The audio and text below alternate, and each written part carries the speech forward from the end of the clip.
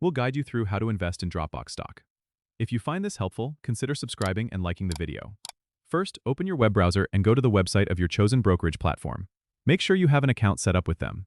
If you don't, you'll need to create one by providing your personal information and verifying your identity. Once you're logged in, locate the search bar, which is usually at the top of the page. Type in Dropbox or the ticker symbol DBX and hit enter. This will bring up Dropbox's stock profile. Here, you can see the current price, historical data, and other important information about the stock. Before investing, it's always a good idea to review this data to make informed decisions.